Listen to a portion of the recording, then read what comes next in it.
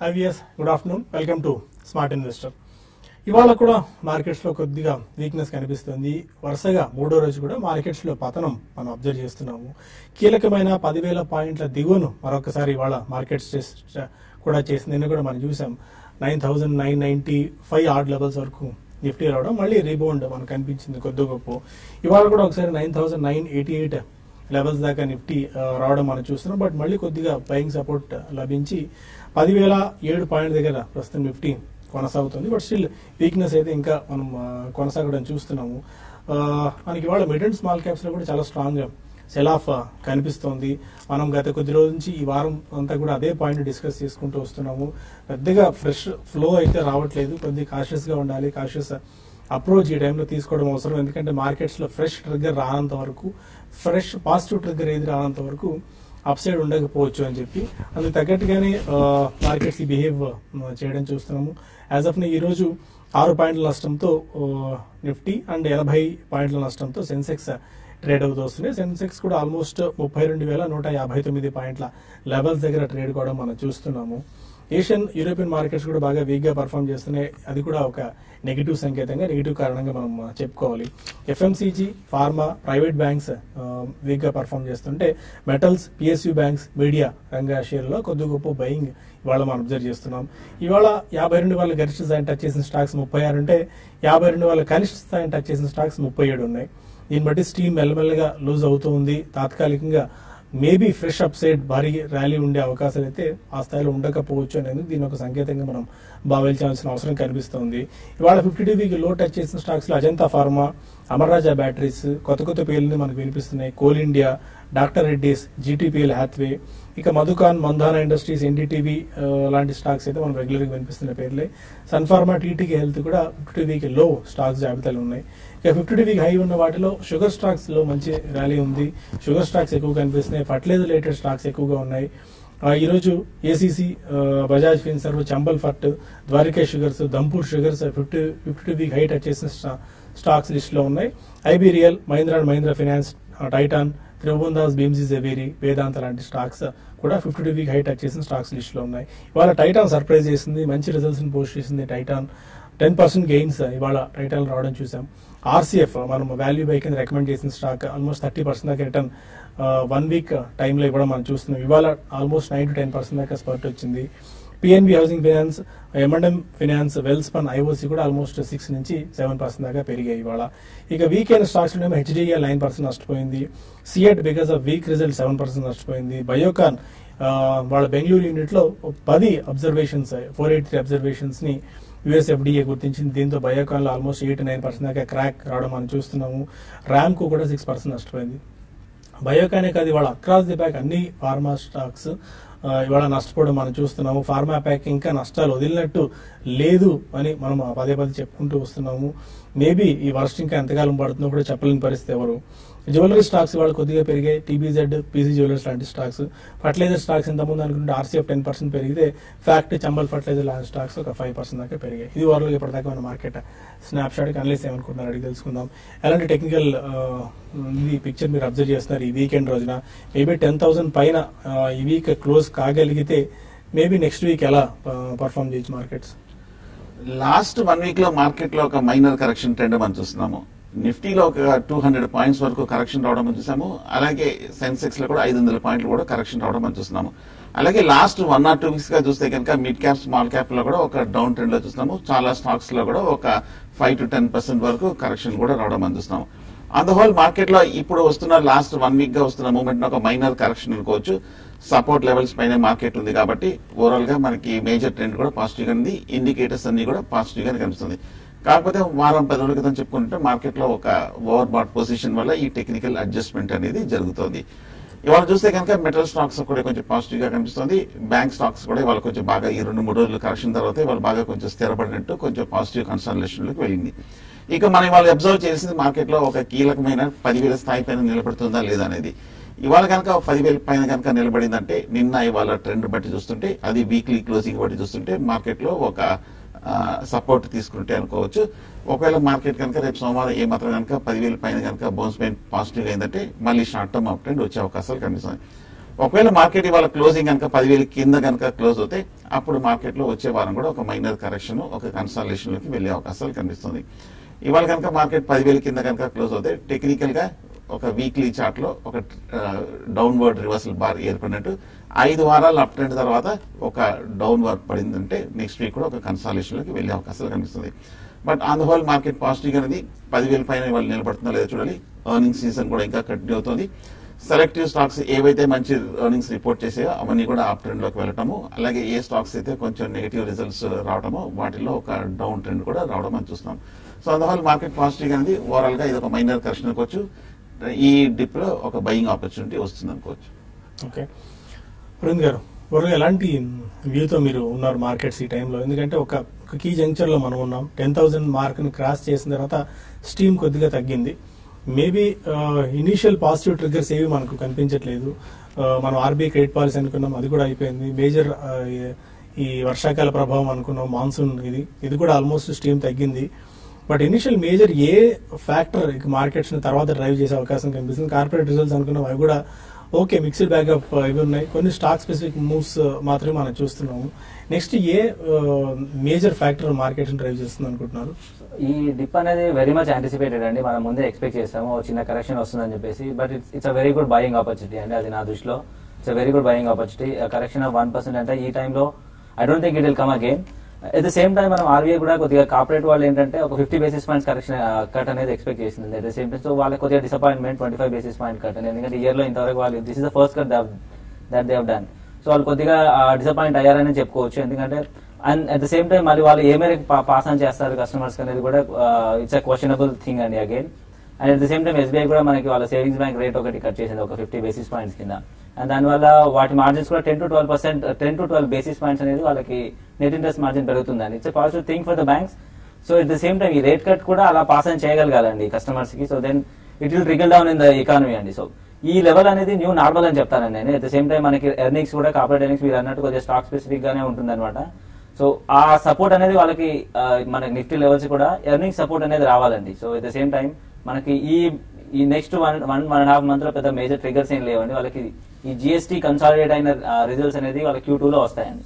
So that would be a major trigger. But then ఒక manufacturing policy of framework ఒకటి September లో due ఉందండి. At the same time telecom framework కూడా ఒకటి మనకి డ్యూ ఉంది. ఈ రెండింటిపైన కొద్దిగా క్లోజ్ గా అబ్జర్వ్ చేయాలి. But at the same time నేను ఆర్బీఐ నుంచి ఇంకొక కట్ కూడా ఎక్స్పెక్ట్ చేస్తానండి.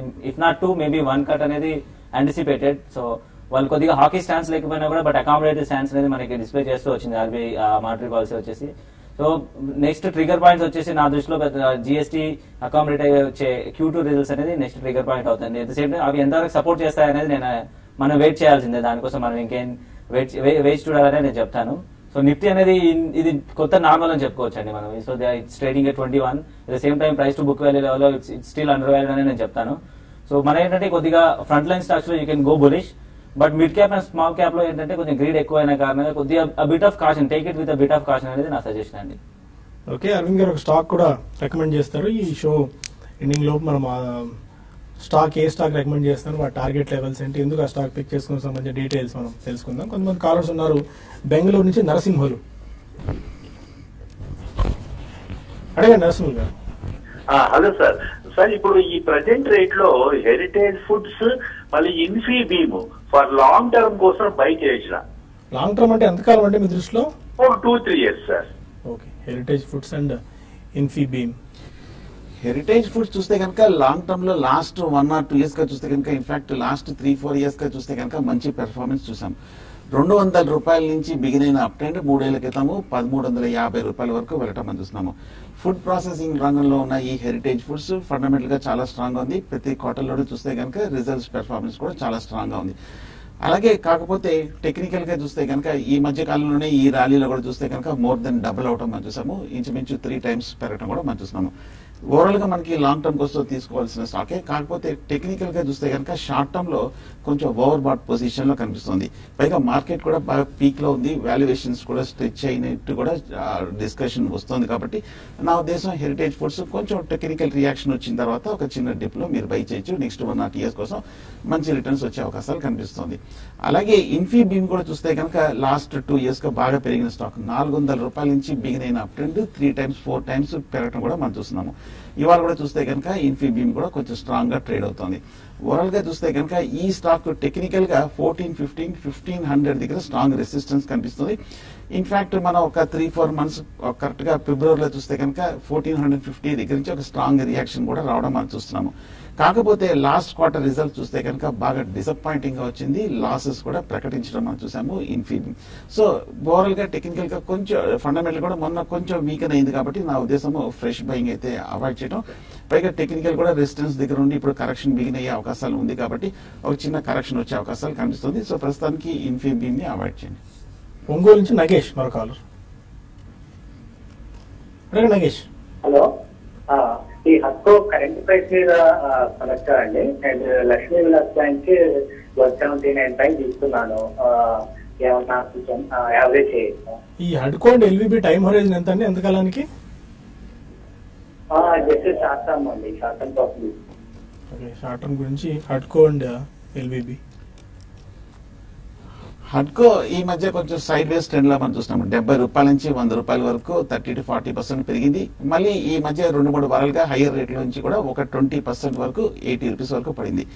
కరెక్ట్ గా ఆ రేంజ్ కి మధ్యన ట్రేడ్ అవుతుంది. 95 దగ్గర 70 రూపీస్ దగ్గర సపోర్ట్ ఉంది కాబట్టి ఈ రెండింటికి మధ్యన ఉంది కాబట్టి ఒక చిన్న డిప్ లో క్లోజర్ టు 70-75 దగ్గర స్ట్రాంగ్ సపోర్ట్ కనిపిస్తుంది కాబట్టి హడ్కో ఒక చిన్న డిప్ లో మీరు బై చేయొచ్చు షార్ట్ టర్మ్ కోసం. మళ్ళీ ఈ నెక్స్ట్ ర్యాలీలో 20 to 30% వరకు రిటర్న్స్ వచ్చి 100 రూపీస్ రీటెస్ట్ చేసే అవకాశాలు కనిపిస్తుంది.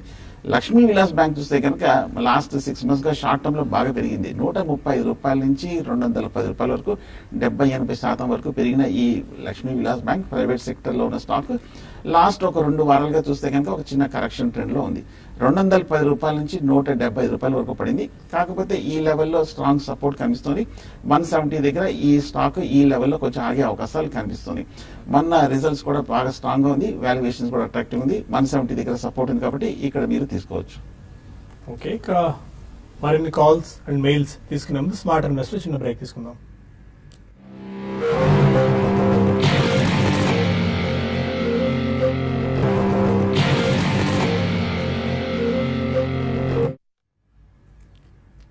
Welcome back to smart investor. మరో కాలర్ ఉన్నారు హైదరాబాద్ నుంచి గౌతమ్. అడగండి గౌతమ్. గుడ్ ఆఫ్టర్నూన్ అండి. గుడ్ ఆఫ్టర్నూన్ అండి. సన్ఫార్మా 800 లో తీసుకునే ఉన్నాయండి. ఓకే, అది మళ్ళీ యావరేజ్ చేసుకోవచ్చా? అలానే లుపిన్ కొత్త ఎంటర్ కావచ్చా ఓకే, లాంగ్ టర్మ్ కానీ? Okay, Lupin and Sun Pharma weakest wicket మీద ఉన్న స్టాక్స్. ఇవాళ కూడా almost spark, Sun Pharma advance research spark లో కూడా వీక్నెస్ కనిపించింది. లుపిన్ ఈ స్టాక్స్ కూడా 50 వీక్ లో క్రమంగా టచ్ అవుతున్నాయి. ఎంతో స్ట్రాంగ్ అనుకున్న doctor Reddy's, Ajanta pharma and even Biocon కూడా ఇవాళ 10% దాకా మళ్ళీ క్రాక్ చూసాము. ఎప్పుడు లోపు వర్స్ట్ అయిపోవచ్చు. ఈ స్టాక్స్ ని ఇప్పుడు వదిలించుకోవడం మంచిదా, లాస్ బుక్ చేసుకుని హోల్డ్ చేసుకుంటే మళ్ళీ ఎంతో కొంత ప్రాఫిట్స్ తో బయటపడచ్చా? ఓవరాల్ గా చూస్తే కనుక లాస్ట్ 6 months to 1 year చూస్తే కనుక ఫార్మా స్టాక్స్ అన్ని బాగా పడ్డాయి. అలాగే లుపిన్, సన్ ఫార్మా కూడా చూస్తే కనుక పూర్తిగా ఒక ఫండమెంటల్ ఫ్యాక్టర్స్ తోటి కంటిన్యూస్ గా లాస్ట్ 1 year గా పడుతూ వచ్చింది. పైగా యుఎస్ ఎఫ్డిఏ కన్సర్న్స్ తో కూడా ఈ మధ్య స్టాక్స్ కూడా బాగా పడింది. అలాగే లాస్ట్ 1 week గా కూడా చూస్తే కనుక ఈ 2-3 వారాలుగా చూస్తే కనుక మార్కెట్ పెరిగినప్పటికీ ఈ 2 స్టాక్స్ కూడా ఒక బేరిష్ ట్రెండ్ లో ఉంది. కాకపోతే long term point of view చూస్తే కనుక ప్రైస్ అట్రాక్టివ్ గా ఉంది, వాల్యుయేషన్స్ కూడా అట్రాక్టివ్ గా ఉంది. కాకపోతే నెక్స్ట్ మనం టెక్నికల్ గా ఎక్కడ సపోర్ట్ తీసుకుంటుందో, ఎక్కడో స్టెబిలైజ్ అయిన తర్వాత ఒకసారి మీరు తీసుకోవచ్చు. కాంట్రేరియన్ బెట్ గా ఒకసారి నెక్స్ట్ 1 year పర్స్పెక్టివ్ తోటి తీసుకోవచ్చు. ఎందుకంటే ఒకప్పుడు చూస్తే కనుక బాగా పెర్ఫార్మింగ్ అయిన స్టాక్స్ కాబట్టి నా ఉద్దేశం ఫ్రెష్ బయింగ్ కూడా ఒక చిన్న కరెక్షన్ వచ్చాక మీరు యావరేజింగ్ కూడా చేసుకోవచ్చు లాంగ్ టర్మ్ కోసం. బెంగళూరు నుంచి నరేష్ మరో కాలర్. అడగండి నరేష్. సార్, పిచ్చి లామినేషన్ మళ్ళీ లామినేట్ నహార్ పాలిఫిలిమ్స్ గురించి కొద్దిగా చెప్తారా? నా హోల్డింగ్స్ ఉన్నాయండి షేర్లు. ఓకే, సో అవి అంటే హోల్డ్ చేయాలా లేదా పే చేయాలా? ప్రాఫిట్స్ లో ఉన్నారా మీరు?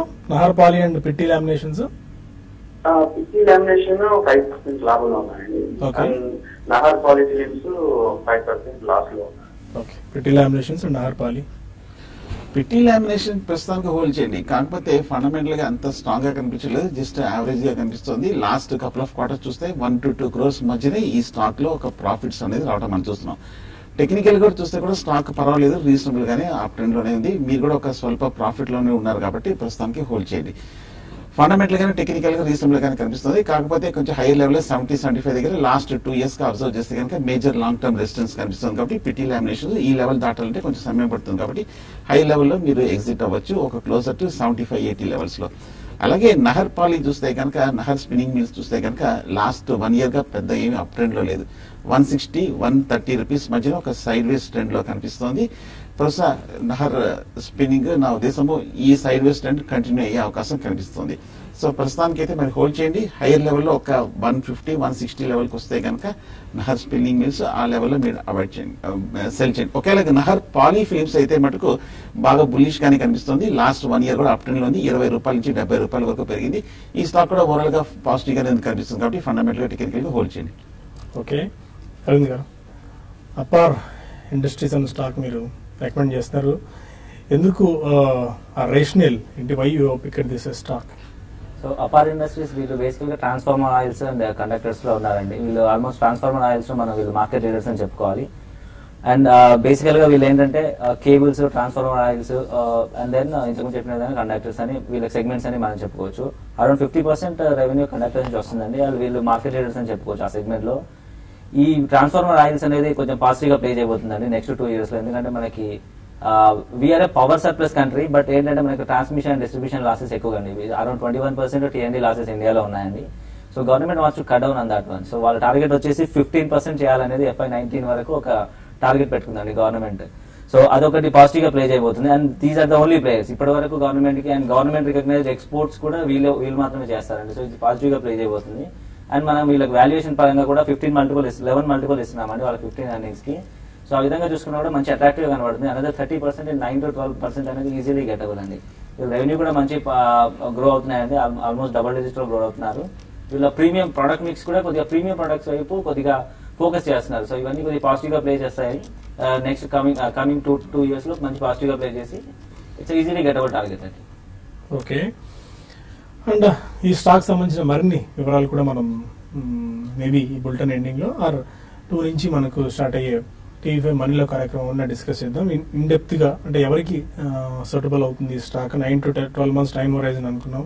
ఇంకా కంపెనీ ఫండమెంటల్స్ ఎలా ఉన్నాయన్న ఫైనాన్షియల్స్ తో పాటు ఇన్వెస్ట్మెంట్ రేషనల్ సంబంధించిన అన్ని అంశాలు కూడా మనం డిస్కస్ చేద్దాం. మీన్వేల్ మనం కొన్ని మెయిల్స్ కూడా తీసుకుందాం. అలాపు ఒంగోలు నుంచి వెంకటేశ్వర రెడ్డి కాలర్ కూడా ఎవరు ఉన్నారు? హలో వెంకటేశ్వర రెడ్డి గారు.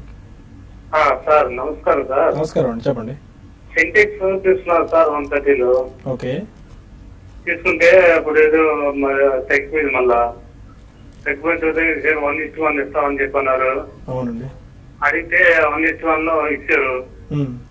ఈ రేట్ ఏదో ఇంతవరకు లిస్ట్ కాలేదు, రేట్ కాదని చెప్తున్నారు. అదే వెంకటేశ్వర గారు, మీకు సింటెక్స్ ఇండస్ట్రీస్, సింటెక్స్ ప్లాస్టిక్స్ అని ఒక కంపెనీ సపరేట్ గా డిమెర్జ్ చేసి దాన్ని మళ్ళీ లిస్ట్ అయిపోతున్నారు. దానికి సంబంధించిన స్టాక్స్ ఇప్పటికే మీ అకౌంట్ లో క్రియేట్ అయి ఉంటాయి. అయితే ఇంకా లిస్ట్ కాలేదు స్టాక్.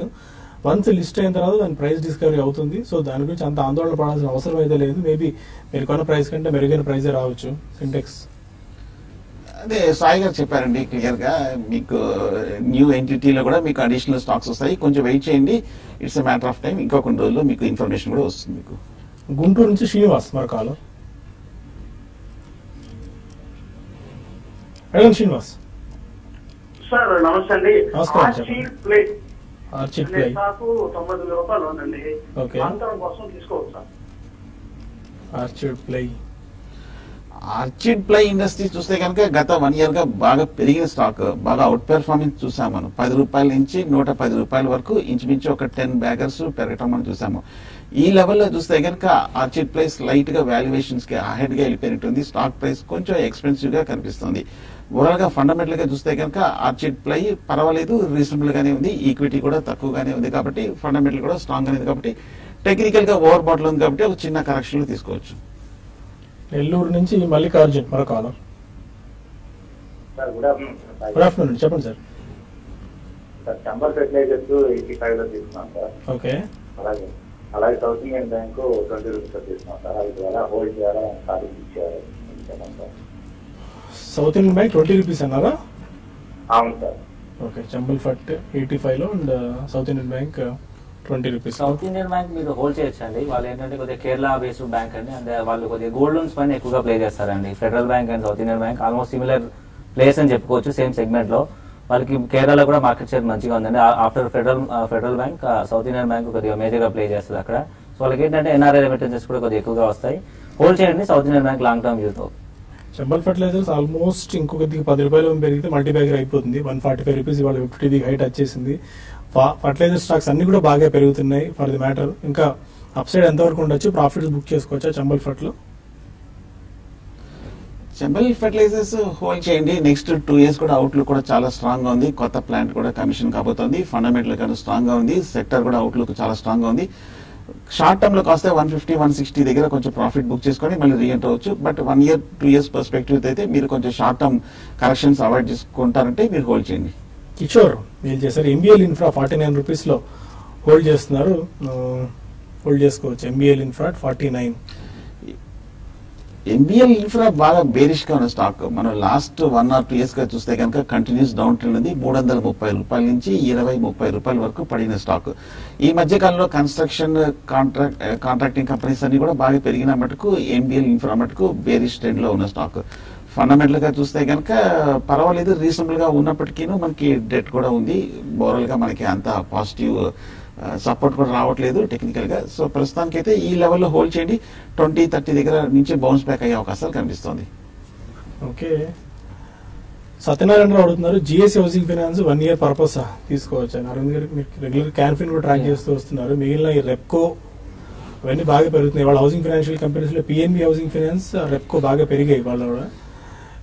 ఇంకా ఎంతవరకు అప్సైడ్ ఉండొచ్చు ఈ హౌసింగ్ ఫైనాన్స్ రిలేటెడ్ స్టాక్స్ లో? హౌసింగ్ ఫైనాన్స్ ఒక 2 years వరకు మంచి పాజిటివ్ అవుట్లుక్ కనబడుతుంది. ఎందుకంటే మనకి గవర్నమెంట్ నుంచి కూడా హౌసింగ్ ఫర్ ఆల్ అనేది కొద్దిగా మేజర్ గా ప్లే చేయబోతుంది నెక్స్ట్ కపుల్ ఆఫ్ ఇయర్స్ లో. అండ్ వాళ్ళకి ఇవన్నీ కొద్దిగా లాంగ్ టర్మ్ లో చూసుకున్నా కూడా you can stick on to those NBFCs అండి. మేజర్ గా కెనరా బ్యాంక్, క్యాన్ఫిన్ కానివ్వండి, జిఎస్సి కానివ్వండి, పిఎన్బి హౌసింగ్ ఫైనాన్స్ కానివ్వండి, ఇవన్నీ మంచి ప్లేయర్స్ అండి. So you can stick to that stock. But ఏంటంటే ఒక 2 years వ్యూ అనేది దృష్టిలో పెట్టుకోండి. ఓకే, అండ్ సుధాకర్ అడుగుతున్నారు బాటా ఇండియా గురించి. బాటా ఇండియా 539 లో బై చేశారు, 16% ప్రాఫిట్స్ లో ఉన్నారు. ప్రాఫిట్స్ బుక్ చేసుకోవచ్చా అని? బాటా ఇండియా రిజల్ట్ కూడా పోస్ట్ చేసినట్టున్నారు. సో బాటా ఇండియా ఏంటంటే ఆల్మోస్ట్ ప్రాపర్ గా వాల్యూడ్ అనేది నేను చెప్తానండి. You can book the profits. మళ్ళీ మనకి ఏదైనా చిన్న కరెక్షన్ క్వార్టర్ రిజల్ట్స్ ఏదైనా వచ్చినప్పుడు కూడా మనం మళ్ళీ ఎంటర్ అవ్వచ్చండి. So as of now it's properly valued and you can book your profits. లేదంటే కొద్దిగా పార్సల్ గా బుక్ చేసుకోండి. మీరు ప్రాఫిట్ లో ఆల్మోస్ట్ 16% ప్రాఫిట్ లో ఉన్నట్టున్నారు.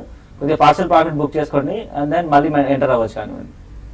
ఓకే, అది బాటా మీద వ్యూ. మనకు TV5 న్యూస్ లో సమయం మించిపోతుంది. TV5 మనీలో కలుద్దాం యూట్యూబ్ పేజింగ్ ద్వారా. అక్కడ ఈ అపార్ ఇండస్ట్రీస్ అన్న స్టాక్ అరవింద్ గారు రికమెండ్ చేశారు కదా, దానికి సంబంధించిన రేషనల్ తెలుసుకోవడంతో పాటు మరికొన్ని కాల్స్ అండ్ మెయిల్స్ కూడా తీసుకుందాం. Stay with us.